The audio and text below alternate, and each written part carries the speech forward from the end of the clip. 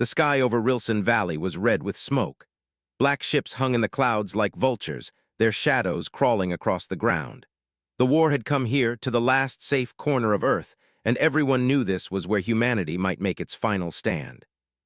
Soldiers in heavy armor marched through the muddy streets. Cannons were rolled into position. Commanders shouted orders over the roar of engines and the hiss of plasma weapons charging. The air smelled of oil, ash, and fear. In the middle of it all, an old man stood by the side of the road. His coat was worn and patched, his hands rough and cracked from years of hard work. A wide-brimmed hat shaded his weathered face.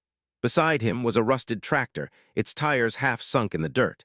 He looked out over the valley with quiet eyes, the eyes of someone who had seen more than most men ever would. "Who's that supposed to be?" one young soldier asked, laughing as he passed. "Just a farmer," another replied with a grin. "Probably here to plant seeds after the Dominion turns us all to dust." The men chuckled. Even the captain, a tall man with medals on his chest, smirked as he glanced at the old man. "What are you doing here, old-timer?" he called out.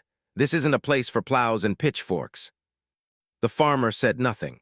He simply looked back at them with a calm, steady gaze, then turned his eyes back toward the horizon where the enemy ships hovered. To them, he was just another relic of a world that was already gone. But his name was Elias Thorne, and this was his land, the soil where he was born, the ground where he had buried his family. And he had no intention of leaving it again. Years ago, before the war, Rilson Valley had been beautiful. Golden fields stretched for miles, rivers sparkled beneath the sun, and children ran barefoot through tall grass. Elias had worked those fields with his wife, Anna, and their son, Jacob. They had lived a simple, quiet life, the kind of life that seemed small and ordinary but was worth more than all the stars in the sky. Then the Dominion came. The sky turned black with their ships, towns burned, fields turned to ash. They took everything, including Jacob. Elias had watched, powerless, as soldiers dragged his boy into the darkness. His wife's heart broke, and soon after she was gone too. He buried her beneath the old oak tree, where the wind always whispered softly through the leaves. That was the day Elias Thorne stopped being just a farmer. Now, as the ground trembled with the approach of the Dominion's armies, he stood alone on the land that had once been his home. The soldiers laughed and pointed, but he paid them no mind. Their jokes were hollow things. They did not know the weight of his silence or the fire that still burned in his chest. A convoy of armored carriers rolled past. The captain who had mocked him earlier stepped down and approached. "You should go," the captain said, his voice softer now. "We can't guarantee your safety once the battle begins." Elias turned his gaze toward the horizon. In the distance, he could already see the glimmer of enemy formations, dark shapes moving like a storm across the valley floor. "This is my home," he said quietly. "I was born here, I'll die here." The captain sighed. "Then God help you." Elias didn't answer. He didn't need God's help. He had something else. That night, as the stars vanished behind the shadows of alien warships, Elias walked the edge of his fields for what might be the last time. He knelt and pressed his hand into the soil. It was cold and damp, but beneath it lay something far stronger than dirt. Something he had built with his own hands, piece by piece, year after year. They had taken his family, they had taken his peace, but they would never take his land. And tomorrow, when the Dominion came to claim it, they would learn the truth. Elias Thorne was not just a farmer. He was the storm waiting beneath their feet. The night before the battle, the valley was silent. No birds sang. No wind moved through the dead trees. The stars were hidden behind thick clouds of smoke. It was as if the world itself was holding its breath, waiting for something to happen. Elias Thorne sat alone on the porch of the old farmhouse. It was nothing more than broken wood and shattered windows now, but it was the only home he had ever known. He held a small picture frame in his hands, a photo of his wife, Anna, smiling in the sunlight, their young son Jacob sitting on her lap. It was taken long before the war, before everything had been stolen from him. He traced his finger over their faces. "I'm still here," he whispered into the cold night, "and I haven't forgotten." Years ago, when the Dominion invaded, Elias had been nothing but a simple farmer. He knew soil and seasons, not war and bloodshed. But when they came to Rilson Valley, they did not care. They burned his fields to the ground. They dragged Jacob away, calling him useful. Anna begged for their mercy, and one of the soldiers shot her where she stood. That day, something inside Elias broke. The man who once grew food for his neighbors buried his wife beneath the oak tree and swore an oath on her grave. I will never forgive, I will never forget, and one day they will pay for what they've done. At first, he had no idea what to do. He was just one man with two hands and a broken heart. But over time, grief turned into purpose. Anger turned into strength. He started small, digging tunnels beneath his land under the excuse of building storage cellars. But those tunnels went deeper, stretching far beyond what anyone could see. Then he began collecting scrap metal from abandoned battlefields. He studied broken drones and scavenged parts from fallen ships. He traded food and water to refugees for weapons and tools. People called him a fool, a lonely old man digging in the dirt. They didn't know what he was truly building under their feet.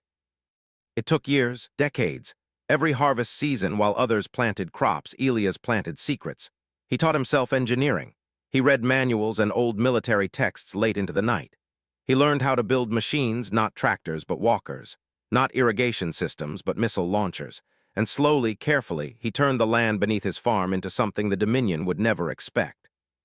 But Elias knew he couldn't do it alone. One winter, a group of starving refugees wandered into his land. They were broken people, ex-soldiers, orphans, and runaways with nowhere to go. Most saw them as a burden. Elias saw them as hope. "Stay," he told them. "I'll feed you, I'll give you a home, but you must help me build." And they did. They dug with him, welded with him, trained with him.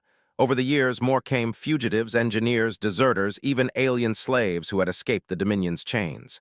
Beneath the valley and the cold tunnels of Earth, they became a family, a hidden people, a silent army. To the outside world, Elias remained nothing more than an old farmer who refused to leave his land. But below the surface, beneath layers of dirt and stone, the foundation of vengeance was growing. A network of bunkers, weapons, vehicles, and warriors all bound by one man's promise. Now, with the enemy returning, that promise was about to be fulfilled. Elias rose from the porch and walked to the oak tree. The grave beneath it was covered in wildflowers, the only beauty left on the land. He knelt down, resting a hand on the soil. "Anna," he whispered, "tomorrow they will come again. But this time they won't find a farmer, they'll find something they can't destroy."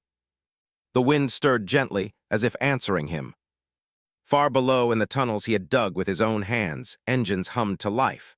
Red lights blinked on. Hidden weapons warmed and loaded. Men and women who had lived in the shadows for years stood ready, waiting for his word.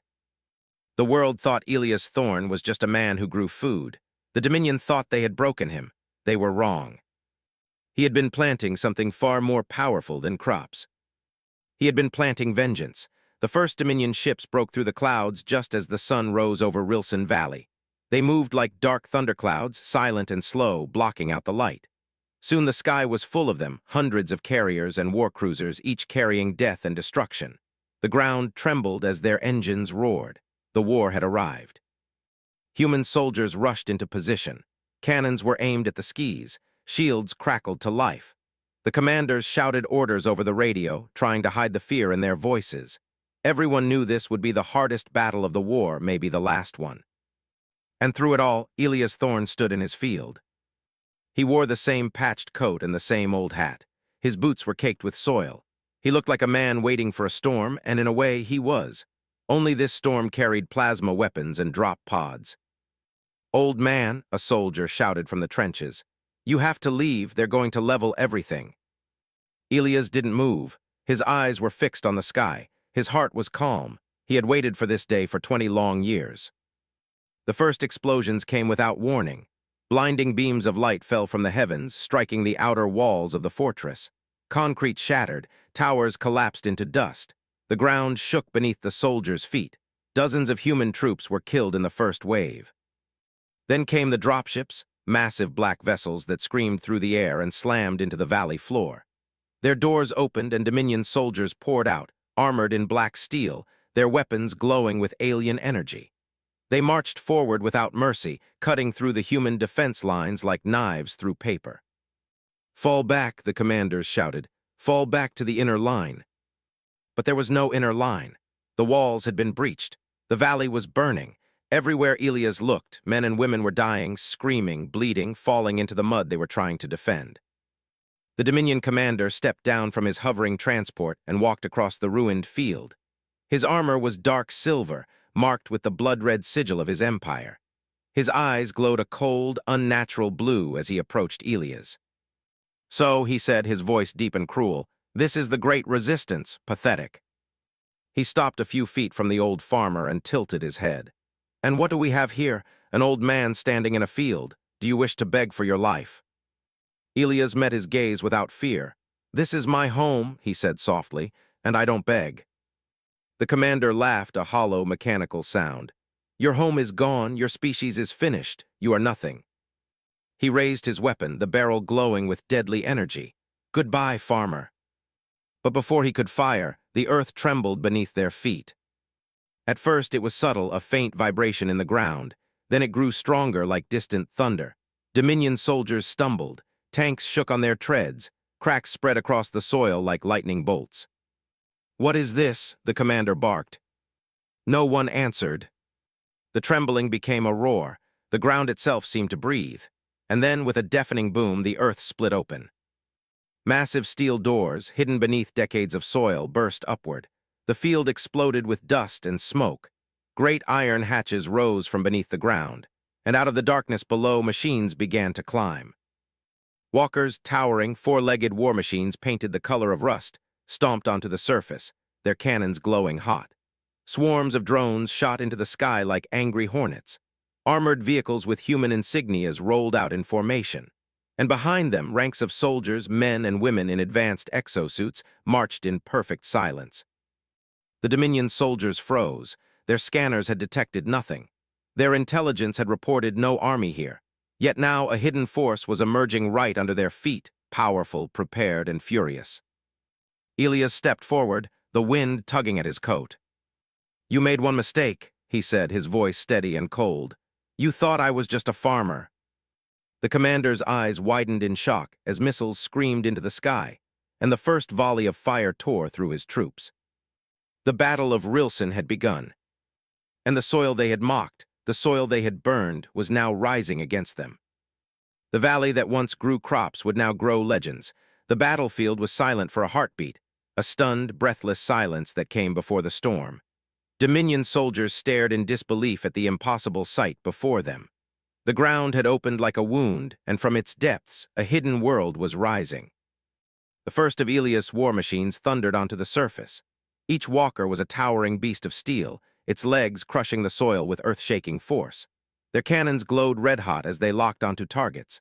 Drone swarms burst into the air, weaving between enemy ships like a cloud of metal insects. Armored vehicles rolled out in tight formation, their engines rumbling like growling beasts.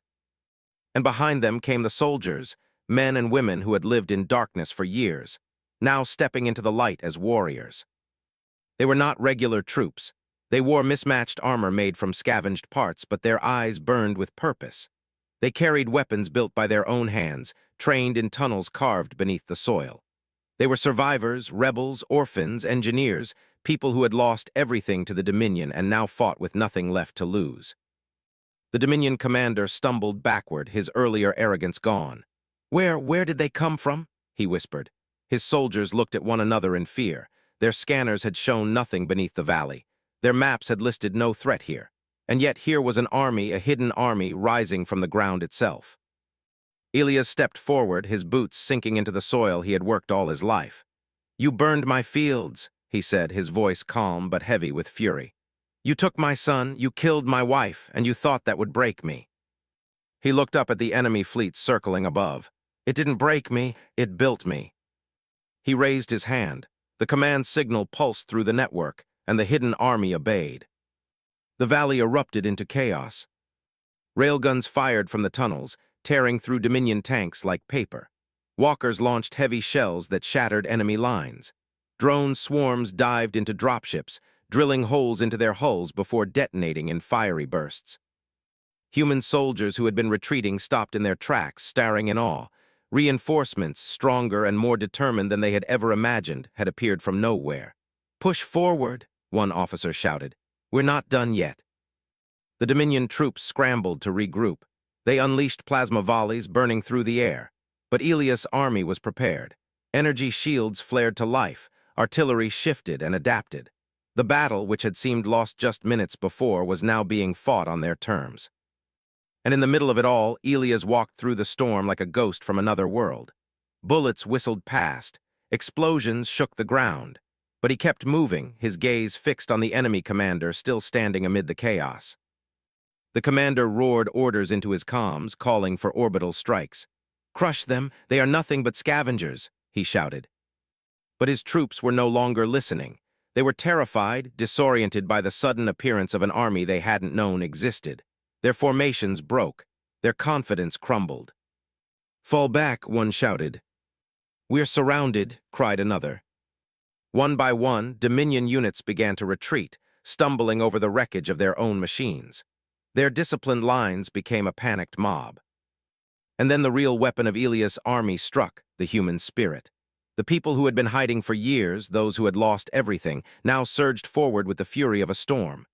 Their battle cries echoed across the valley. For them, this was not just a fight for land, it was a fight for memory, for family, for freedom. Elias reached the shattered remains of an enemy transport. The Dominion commander, now bloodied and furious, raised his weapon at him once more. "You think this changes anything, farmer?" he snarled. "We are infinite, we are forever." Elias met his gaze with cold, steady eyes. "And yet," he said softly, "you bleed like anyone else." A single drone swooped down and fired. The commander was thrown backward, his armor cracking, his arrogance gone. Above them, one of the massive enemy carriers exploded in a fireball. Human cheers echoed across the valley. The tide had turned. The ground that had once been soaked in sorrow was now alive with vengeance. What was once farmland was now a fortress. What was once despair was now defiance. Elias looked across the battlefield at the soldiers who had once mocked him, now fighting beside his hidden army. At the enemy, who had once called him nothing, now trembling before his power. And for the first time in decades, a small, tired smile crossed his face. "They called me just a farmer," he whispered. "Let them call me that still, but now they will remember what grows from this soil." Rose high into the gray morning sky, painting dark clouds over Rilson Valley. The battlefield was a living storm, fire, steel, and screams all mixed into one violent song. Dominion soldiers, once so confident, now stumbled in confusion. Their perfect formations had broken apart. Their ships, once untouchable, now burned in the sky. And at the center of it all, Elias Thorne stood quietly, watching the result of 20 years of patience unfold before his eyes. All around him, his hidden army moved with deadly purpose. Walkers lumbered across the field, tearing apart enemy lines with precise blasts. Drone swarms darted in and out of combat, disabling heavy vehicles and cutting down retreating soldiers. Armored troops advanced step by step, their battle cries echoing over the valley. These were not soldiers of any nation. They were his people, born from suffering and forged in the dark. The Dominion was beginning to understand that they were not facing farmers or rebels. They were facing vengeance that had been growing quietly beneath their feet, waiting for this very day. A group of Dominion tanks rolled forward, their cannons aimed directly at the farmhouse where Elias had taken position. They fired in unison, shaking the ground with explosions. But even as the earth split and fire surged, a row of steel towers rose from hidden doors in the soil. Energy shields burst to life, deflecting the deadly blasts. The tanks tried again, but their firepower was useless. Moments later, missiles screamed from the ground and ripped the vehicles apart in a storm of flames. The enemy commander, barely standing after his near-fatal encounter, screamed orders into his communicator. "Deploy orbital strike teams, call for reinforcements, now." But the response he received was not what he expected. "Negative," the voice crackled back. "We are under attack in orbit. Resistance fleets are engaging us above the atmosphere." The commander's face turned pale. The Resistance, inspired by Elias' plan, had launched their own surprise attacks in space. The Dominion's mighty invasion fleet was no longer unstoppable. Meanwhile, among the chaos, Elias walked slowly through the wreckage. Soldiers greeted him with salutes and nods as he passed. They knew who he was, not just their leader, but their reason for fighting. Some called him commander. Others called him father. But to most, he was simply the farmer who refused to kneel. He reached a communication hub deep within the tunnels. Maps and data flickered on the screens. A young engineer, barely 20, turned as he entered. "Sir, we've broken their first and second lines. If we push now, we can force them to retreat completely." Elias studied the map quietly. Every move he made was careful, deliberate. Victory was near, but it wasn't just victory he wanted. He wanted the Dominion to remember this day. He wanted them to know that the people they had tried to erase were still here, still fighting, and still strong. "Hold the southern flank," he said firmly. "Push west with the heavy walkers, and make sure our wounded are brought below ground. No one gets left behind." The engineer nodded and hurried to relay the orders. The Dominion began to break. Entire squads threw down their weapons and ran. Dropships lifted off in panic, abandoning ground troops below. The once-proud enemy army was now a desperate swarm of frightened soldiers trying to escape a battlefield they no longer controlled. But the fight was far from over. A sudden explosion rocked the valley. A massive Dominion walker, twice the size of any machine Elias had built, emerged from the smoke. Its cannons fired beams of burning plasma, melting through bunkers and crushing vehicles in its path.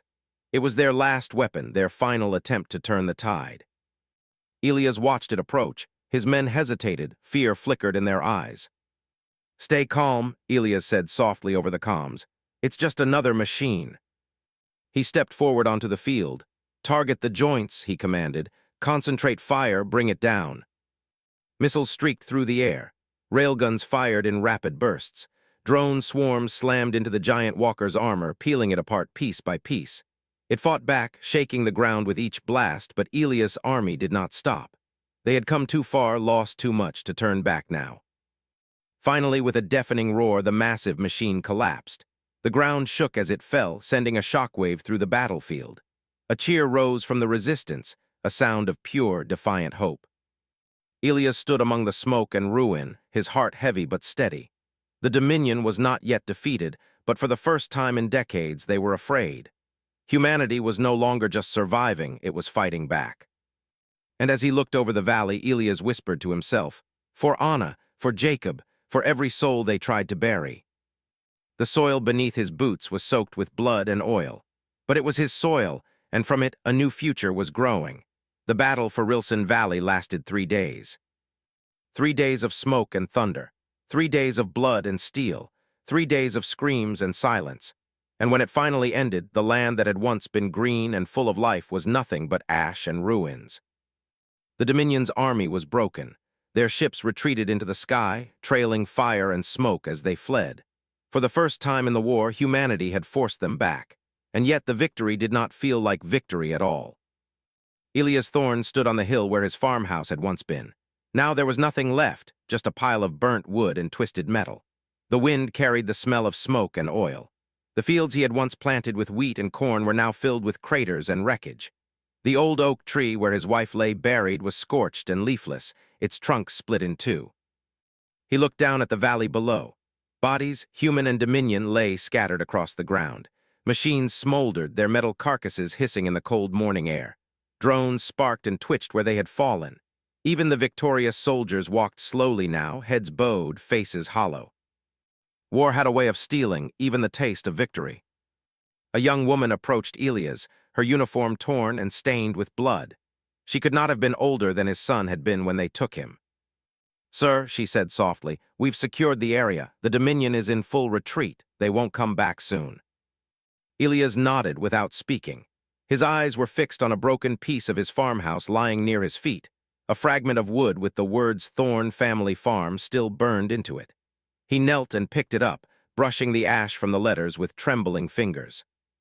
"Do you think," the soldier began, hesitating, "do you think it was worth it?" Elias didn't answer right away.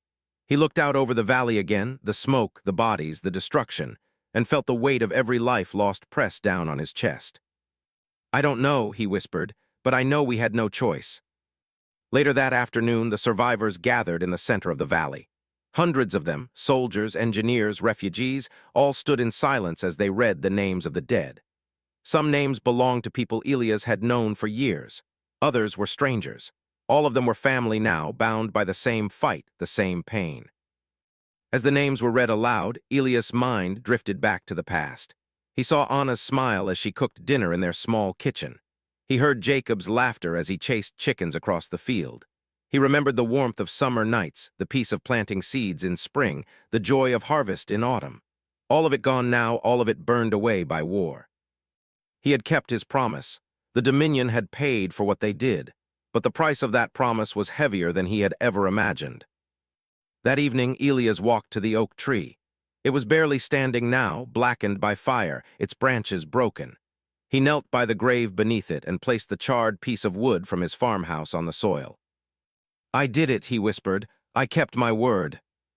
The wind blew softly, carrying the scent of ash and iron. For a moment, Elias imagined he felt Anna's presence beside him, her hand resting gently on his shoulder. Maybe it was just the wind. Maybe it was something more. "They're afraid now," he said, his voice barely audible. "They'll think twice before they come again." He stayed there for a long time, speaking quietly to the grave, telling Anna about the battle, about the people who fought with him, about the future they might still have. And though his heart was heavy, for the first time in decades, it carried something else too, a spark of hope. When night fell, lights flickered on across the valley. Survivors set up camps and field hospitals. Engineers worked to salvage what they could from the wreckage. The war was not over, not yet, but Rilson Valley had become more than a battlefield. It was now a symbol, a message to the galaxy. Humanity would not kneel. Humanity would not break. And even in their darkest hour, they would rise from the soil and fight back. Elias looked out over the valley one last time before turning to leave. The ground beneath his feet was scarred and ruined, but to him it was still sacred. It was the soil where his love had grown, the soil where his pain had burned, and now the soil where his vengeance had bloomed. The price of freedom was written here in blood, in ash, and in memory. Weeks passed after the Battle of Rilson. The fires finally burned out, and the valley, once a place of death, was now a place of rebuilding. New shelters rose where bunkers had stood. Streams of survivors arrived from distant towns, drawn by stories of the man who had turned farmland into a fortress. Elias Thorne walked among them quietly. He was no longer a stranger in the crowd. Everywhere he went, people stopped to shake his hand, to thank him, to tell him he had given them hope. But Elias never smiled. He accepted their words with a nod, then moved on. Hope was good, but hope had cost them dearly. At the edge of the valley, he stood on a hill and looked over the land he had once called home. It was nothing like the place he remembered. The fields where wheat once danced in the wind were scarred and black. The farmhouse where Anna had sung to their son was gone. Even the oak tree, once full of green life, was now a broken skeleton against the sky. And yet, despite all that was lost, the land still felt alive. It was not dead, it was changing. From destruction, something new was being born. The war was far from over. The Dominion was wounded but not defeated. Their fleets still patrolled the stars. Their armies still marched on other worlds. But everywhere they went now, they heard whispers of a place where humans had stood their ground and refused to fall. Soldiers spoke of the valley where the ground itself had risen to fight. Refugees told stories of a farmer who had built an army beneath his crops. Even Dominion captains spoke the name, Thorne, with a hint of fear in their voices. The legend spread like wildfire, and with it came courage. Across Earth, resistance cells grew bolder. They attacked outposts and sabotaged supply lines. On distant colonies, enslaved humans rose up against their masters, chanting the name of Elias Thorne.